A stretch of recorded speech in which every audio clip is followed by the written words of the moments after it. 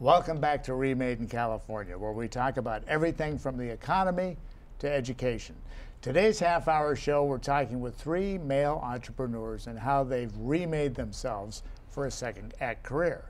I have with me now Dublin Gallion. Dublin is a retired adult educator and the author of Bougainvillea Blues. And he also adopted an African-American boy. We're going to get into that story later.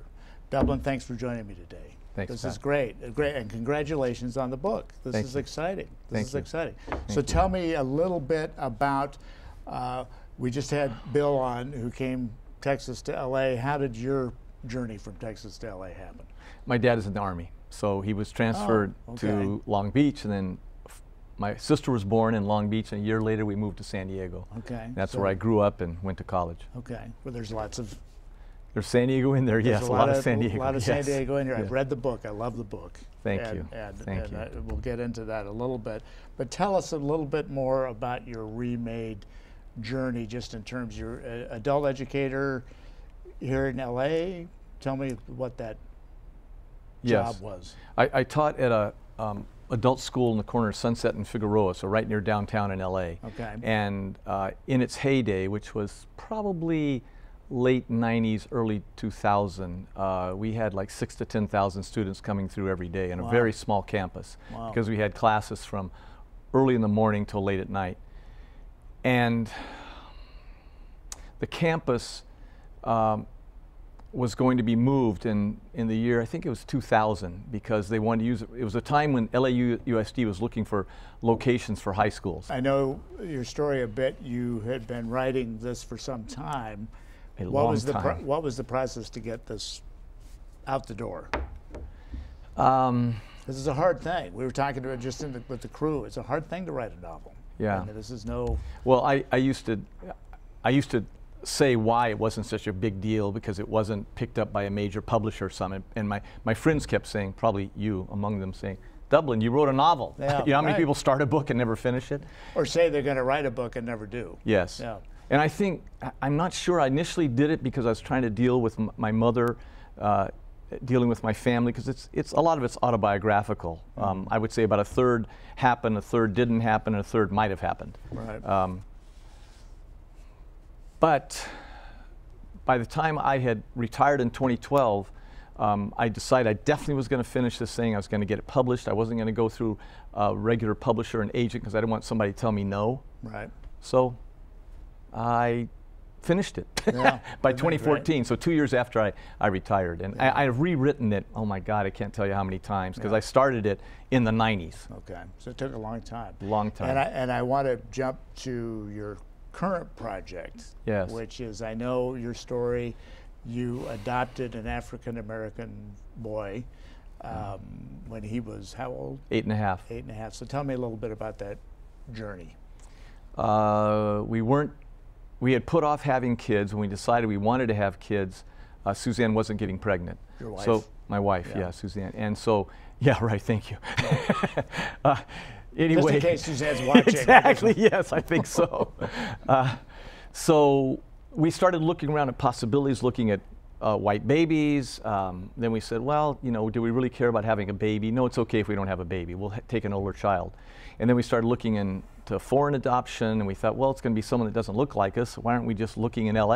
Right. And so most of the couples in LA County looking for babies, I'm sorry, looking for children to adopt, were white. Mm-hmm. And most of the kids were of color. Okay. And just about the time we went back to look at it again, the law had changed, that you couldn't eliminate someone just because they weren't of the same race or the same ethnicity. That you could decided blended families were okay. Well, it was more like you couldn't eliminate them for it. You could still consider it, but yeah, you couldn't automatically. And that's when we got Isaiah. Yeah. And it's been a challenging journey. Tell me what. Yes, that's yeah, is that an understatement? That is a euphemism. Yes, exactly. Yeah. So where is Isaiah now? Isaiah is in prison. He's in a prison about 40 miles northwest of Las Vegas. That's where he was charged with and convicted of assault with a deadly weapon and burglary with a deadly weapon. And he got 2 to 5 year sentences. So he's basically in for 4 to 10. But oh my God, has he changed. I just, it's the first time in his life that, well, that's not true. There were some other times. But this is a time where now he's taking responsibility for what he's done. I don't think he even deserved to get convicted of it, even though he put himself in a situation where it'd make it easy, you know, hanging out with pimps and drug dealers, which he was also. And he came from a background that was, I mean, you... Taken away at birth because his mother tested positive for cocaine. Was with a guardian for 5 years. Because of abuse that happened there, which they had documented. He was taken out of that. Then he was in foster care, sometimes with family members and sometimes, you know, with people who weren't family members. And then we adopted him out of foster care when he was 8 and a half in 3rd grade. So he's had all kinds of stuff. I mean, I always wanted to get back to the only one of, he had 2 siblings that were born before he was born when his biological mother was 18, and then 2 born after that. It's the only one that wasn't kept. And all that time, we didn't even know it, that he was in touch trying to get back to her and actually calling her at times we didn't know. And you're writing a book about this experience. What's it going to be called? Have you titled it yet? I do have a title. And could I read the card? Sure. That right there? Please. Okay, so here's what happened was I was looking, we were having some remodeling done. I was looking through the attic. I already started the book, and I came across this card that he had written. And here's how it goes. Dad, I hope that Father's Day goes well for you. I'm sorry that I cannot be there with you, since Father's Day actually needs the son to be there, but that's not happening right now.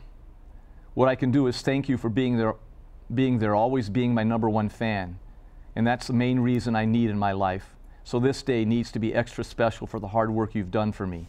Love your son, not love, comma, your son, but love your son, Isaiah Tyrone Gallion. And I don't remember receiving the card. I don't remember him ever doing a card. This was hand done, so it was probably done at High Frontier, the therapeutic boarding school he was at for 2 20-month periods because he was so messed up in terms of living with a family. I just don't remember him saying this. I mean, I did try to encourage him. I also got angry too much. I mean, there's all kinds. So the book is titled Love Your Son, Confessions of a White Father. And I originally had it Confessions of a White Father until I came across this card from him. Right.